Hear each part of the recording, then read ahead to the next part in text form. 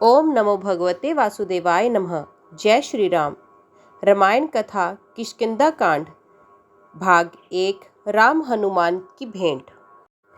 कमल उत्पल तथा मत्स्यों से परिपूर्ण पंपा सरोवर के पास पहुंचने पर वहां के रमणीय दृश्यों को देखकर राम को फिर सीता का स्मरण हो आया और वे पुण्य विलाप करने लगे। उन्होंने लक्ष्मण से कहा, हे सुमित्र, इस पंपा सरोवर का जल विदूर मणि के समान स्वच्छ एवं श्याम है। इसमें खिले हुए कमल, पुष्प और क्रीड़ा करते हुए जल पक्षी कैसे सुशोभित हो रहे हैं। चैत्र माह ने वृक्षों को पल्लवित कर फूलों और फलों से समृद्ध कर दिया है। चारों ओर मनोहर सुगंध बिखर रही है। यदि आज सीता भी अपने साथ होती तो इस दृश्य को देखकर उसका हृदय कितना प्रफुल्लित होता। ऐसा प्रतीत होता है कि वसंत रूपी अग्नि मुझे जलाकर भस्म कर देगी। हाय सीते, तुम ना जाने किस दशा में रो रो कर अपना समय व्यतीत कर रही होगी। मैं कितना अभागा हूँ कि तुम्हें अपने साथ वन में ले आया, परंतु तुम्हारी रक्षा ना कर सका। हाय, पर्वत शिखरों पर नृत्य करते हो मोरों के साथ कामातुर हुई मोरनियां कैसे नृत्य कर रही हैं। हे लक्ष्मण, जिस स्थान पर सीता होगी, यदि वहां भी इस प्रकार वसंत कीला होगा तो वह उसके वीरे विदग्ध हृदय को कितनी पीड़ा पहुंचा रहा होगा। वे अवश्य ही मेरे वियोग में रो रो कर अपने प्राण दे रही होगी। मैं जानता हूँ वे मेरे बिना पानी से बाहर निकली हुई मछली के भांति तड़प रही होगी। उसकी वही दशा हो रही होगी जो आज मेरी हो रही है, अपितु मुझसे अधिक ही होगी, क्योंकि स्त्रियां पुरुषों से अधिक भावुक और कोमल होती हैं। ये संपूर्ण दृश्य इतना मनोरम है कि यदि सीता मेरे साथ होती तो इस स्थान को छोड़कर मैं कभी अयोध्या ना जाता, सदैव उसके साथ यही रमण करता। किंतु ये तो मेरा स्वप्न मात्र है। आज तो ये अभागा प्यारी सीता के वियोग में वनों में मारा मारा फिर रहा है। जिस सीता ने मेरे लिए महलों के सुखों का परित्याग किया, मैं उसी की वन में रक्षा नहीं कर सका। मैं कैसे जीवन धारण करूं? मैं अयोध्या जाकर किसको क्या बताऊंगा? माता कौशल्या को क्या उत्तर दूंगा?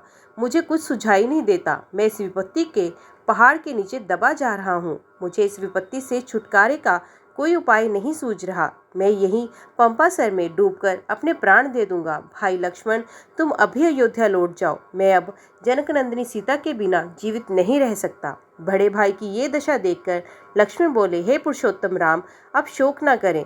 हे तात रघुनंदन, आप यदि रावण पाताल में या उससे भी अधिक दूर चला जाए तो भी वे अब किसी की तरह से जीवित नहीं रह सकता। आप पहले उस पापी राक्षस का पता लगाइए, फिर वे सीता को वापस करेगा या अपने प्राणों से हाथ धो बैठेगा।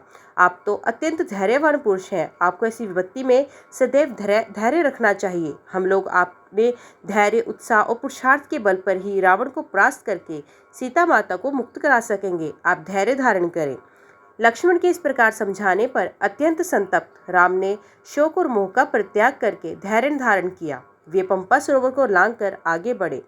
चलते चलते जब वे ऋषिमुख पर्वत के निकट पहुंचे तो अपने साथियों के साथ उस पर्वत पर विचरण करने वाले बलवान वानर राज सुग्रीव ने इन दोनों तेजस्वी युवकों को देखा। इन्हें देखकर सुग्रीव के मन में शंका हुई और उन्होंने अपने मंत्री से कहा, निश्चय ही वाली भैया ने इन दोनों धनुर्धारी वीरों को मुझे मारने के लिए भेजा होगा। भयभीत होकर सुग्रीव अपने मंत्रियों के साथ ऋमुक पर्वत के शिखर पर चले गए। सुग्रीव के इस प्रकार चिंतित देखकर वाक्पटु हनुमान जी बोले, हे वानराधिपते, वाली तो शापवश यहाँ आ नहीं सकता। आप सहसा ऐसे चिंतन क्यों कर रहे हो? हनुमान के प्रश्न को सुनकर सुग्रीव बोले, मुझे ऐसा प्रतीत होता है कि दोनों पुरुष वाली के भेजे हुए गुप्तचर हैं और तपस्वियों का भेष धारण करके हमारी खोज में आए हैं।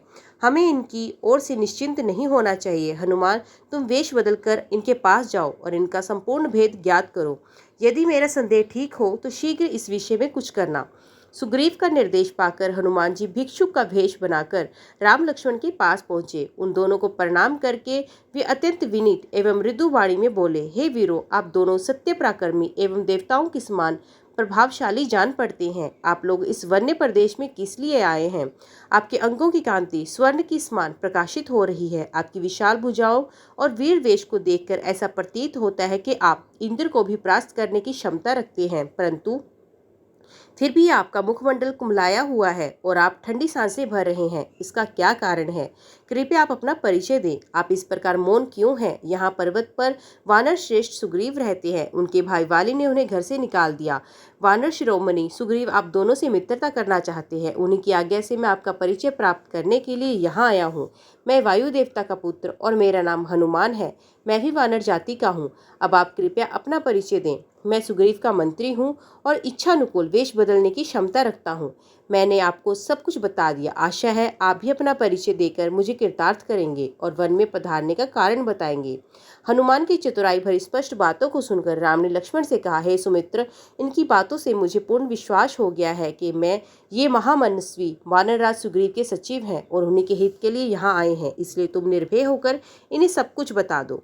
राम की आज्ञा पाकर लक्ष्मण हनुमान से बोले, हे वानरश्रेष्ठ, सुग्रीव के गुणों से हम परिचित हो चुके हैं। हम उन्हें ही खोजते हुए यहाँ आए हैं। अब सुग्रीव के कथा अनुसार जो मैत्री की बात चला रहे हैं वे हमें स्वीकार है। हम अयोध्यापति महाराज दशरथ के पुत्र हैं।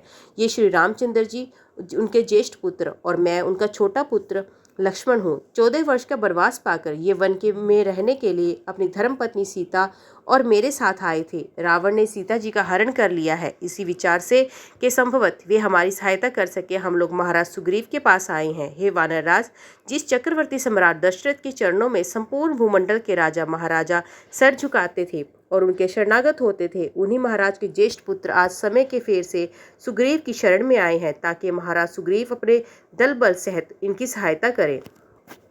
इतना कहते हुए लक्ष्मण का कंठ अवरुद्ध हो गया। लक्ष्मण के वचन सुनकर हनुमान जी बोले, हे लक्ष्मण, आप लोगों के आगमन से आज हमारा देश पवित्र हुआ। हम लोग आपके दर्शनों से कृतार्थ हुए। जिस प्रकार आप लोग विपत्ति में हैं, उसी प्रकार सुग्रीव पर भी विपत्ति की छटाएं छाई हुई हैं। वाली ने उनकी पत्नी का हरण कर लिया है तथा उन्हें राज्य से निकाल दिया है। इसलिए वे इस पर्वत पर निर्जन स्थान में निवास करते हैं। फिर भी मैं आपको विश्वास दिलाता हूँ कि वे सब प्रकार से आपकी सहायता करेंगे। इतना कहकर हनुमान जी बड़े आदर से रामचंद्र और लक्ष्मण को सुग्रीव के पास ले गए। ओम नमो भगवते वासुदेवाय नमः। जय श्री राम। तो दोस्तों, आज की वीडियो में बस इतना ही। उम्मीद करती हूँ वीडियो आपको पसंद आई होगी। वीडियो पसंद आई हो तो वीडियो को लाइक और चैनल को सब्सक्राइब ज़रूर कीजिएगा। तो मिलते हैं अगले अध्याय के साथ। तब तक के लिए देखते व सुनते रहिए। जय मां कंजक, जय माता दी।